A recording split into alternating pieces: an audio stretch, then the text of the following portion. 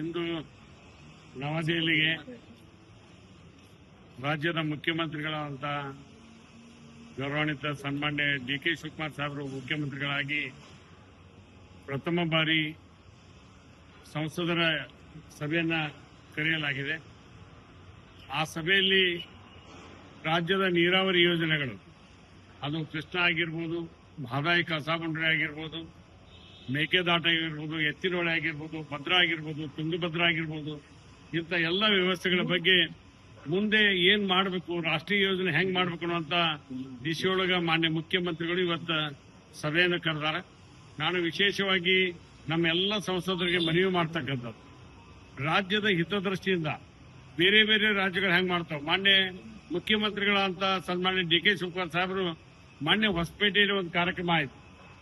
3 ರಾಜ್ಯದ ಮುಖ್ಯಮಂತ್ರಿಗಳು, ಅದು ಆಂಧ್ರ ಪ್ರದೇಶದ ಮುಖ್ಯಮಂತ್ರಿ ಚಂದ್ರಬಾಬು ನಾಯ್ಡು ಸಾಹೇಬರು, ಅದೇ ರೀತಿಯಾಗಿ ತೆಲಂಗಾಣ ಮುಖ್ಯಮಂತ್ರಿಗಳಂತ ರೇವಂತ್ ರೆಡ್ಡಿ ಅವರು ಮತ್ತು 3 ಮಂದಿ ಕೂಡಿ ಒಂದು ದೊಡ್ಡ ನಿರ್ಣಯವನ್ನ ಮಾಡಿದ್ರು.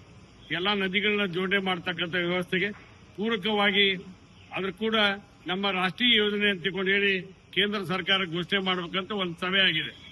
ಅದೇ ರೀತಿಯಾಗಿ ಮಹದಾಯಿ ಕಳಸಾ-ಬಂಡೂರಿಗೂ ಕೂಡ ಕರ್ನಾಟಕದ ಮುಖ್ಯಮಂತ್ರಿಗಳು ಸನ್ಮಾನ್ಯ ಡಿ.ಕೆ. ಶಿವಕುಮಾರ್ ಸಾಹೇಬರು ಮತ್ತು ಅದೇ ರೀತಿಯಾಗಿ ಗೋವಾ ಮುಖ್ಯಮಂತ್ರಿಗಳು, ಮಹಾರಾಷ್ಟ್ರ ಮುಖ್ಯಮಂತ್ರಿಗಳು ಸೇರ್ಕೊಂಡು ಒಂದು ಸಭೆ ಮಾಡಿದ್ರೆ ಇನ್ನೂ ಒಳ್ಳೇದಾಗತಿ. ಆ ರೀತಿಯಾಗಿ ಪ್ರಯತ್ನಗಳು ನಡೀಬೇಕನ್ನೋದು ನನ್ನ ಅಭಿಪ್ರಾಯ ಆಗಿದೆ.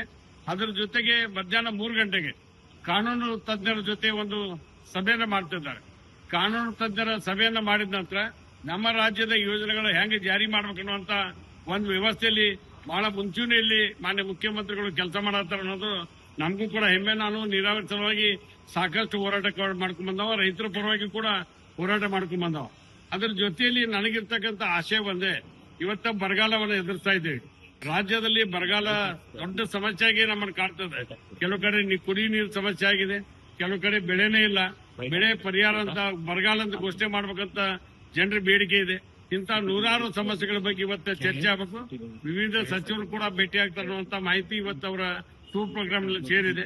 ರಾಜ್ಯದ ಹಿತದೃಷ್ಟಿಯಿಂದ ನಮ್ಮ ರಾಜ್ಯದ 28 ಜನ ಸಂಸದರು, ಆಮೇಲೆ ರಾಜ್ಯಸಭಾ ಸದಸ್ಯರು ಎಲ್ಲರೂ ಒಕ್ಕಟ್ಟಾಗಿ ಈ ರಾಜ್ಯದ ಹಿತವನ್ನು ಕಾಪಾಡಲಿಕ್ಕೆ ಒಂದು ದೊಡ್ಡ ನಿರ್ಣಯವನ್ನ ಮುಖ್ಯಮಂತ್ರಿಗಳು ತೆಗೆದುಕೊಳ್ಳುತ್ತಾರೆ ಅನ್ನುವಂತ ಭಾವನೆ ನನಗಿದೆ.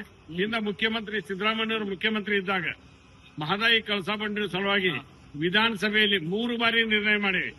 ಒಂದು ಬಾರಿ ಒಕ್ಕಟ್ಟಿನಲ್ಲಿ ನಿರ್ಣಯ ಮಾಡಿದ್ವಿ, ಮತ್ತೊಂದು ಬಾರಿ ಒಕ್ಕಟ್ಟು ನಿರ್ಣಯ ಮಾಡಿ ಇಡೀ ರಾಜ್ಯದ 224 ಜನ ಇರ್ತಕ್ಕಂಥ ವಿಧಾನಸಭೆಯಲ್ಲಿ ಇದು ಆಗ್ಲೇಬೇಕನ್ನುವಂತ ಹಕ್ಕು ಒತ್ತಾಯ ಮಾಡಿವೆ. ಅದಕ್ಕೆ ಕೇಂದ್ರ ಸಚಿವರು ನಮ್ಮ ಪ್ರಸ್ತಾವನೆಯನ್ನ ಹೊರಕಳ್ಸಾರ. ಏನಂತ, ಇದು ನ್ಯಾಯಾಲಯದಲ್ಲಿ ಐತಿ, ಅದಕ್ಕೆ ನಾವು ಇದಕ್ಕೆ ಸಬ್ ಜುಡಿಸ್ ಹಾಕಿದ್ವಿ. ಯಾವುದೇ ಕೋರ್ಟ್ನಲ್ಲಿ ತಡೆಯಾಜ್ಞೆ ಇಲ್ಲ, ಏನಿಲ್ಲ, ಮತ್ತೆ ಅದೇ ಸಬ್ ಜುಡಿಸ್ ಆಗತ್ತೆ.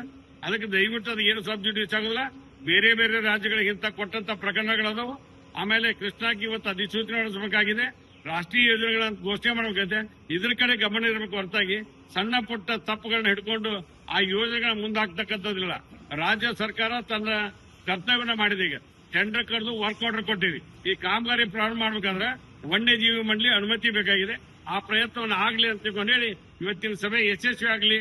ಮುಖ್ಯಮಂತ್ರಿಗಳ ಅಧ್ಯಕ್ಷತೆಯಲ್ಲಿ ಬಹಳ ಒಳ್ಳೆ ರೀತಿಯಾಗಿ ಒಂದು ನಿರ್ಧಾರ ಏನಾಗತ್ತ ಅದನ್ನೆಲ್ಲ ಜನರು ನಿರೀಕ್ಷೆ ಮಾಡಕತ್ತ ಅನ್ನುವಂತ ಮಾಹಿತಿಯನ್ನ ತಮ್ಮ ಮೂಲಕ ಹೇಳಿಕೆ ಬಯಸ್ತಾರೆ.